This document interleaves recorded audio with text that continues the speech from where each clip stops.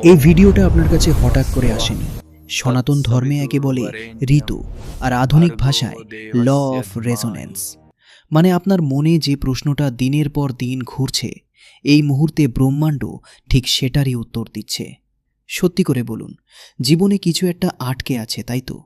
চেষ্টা আছে কিন্তু ফল নেই, পরিশ্রম আছে কিন্তু শান্তি নেই। এখন চোখ বন্ধ করুন, একবার গভীর শ্বাস নিন। যে ভগবানে আপনি বিশ্বাস করেন তাকে কল্পনা করুন আপনার ভ্রুদুটির মাঝখানে। শাস্ত্রে একে বলে আজ্ঞান চক্র। এখান থেকেই মানুষের সংকল্প শক্তি জন্মায়।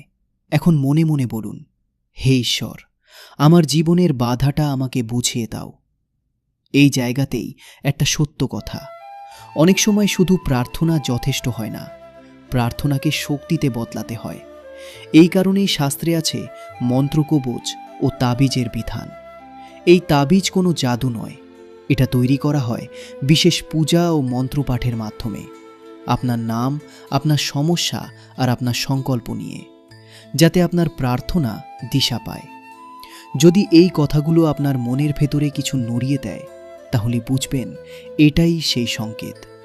বিস্তারিত জানতে এখনই যোগাযোগ করুন, কারণ আপনি এখানে এসেছেন, এটা কোনো কাকতালীয় ঘটনা নয়।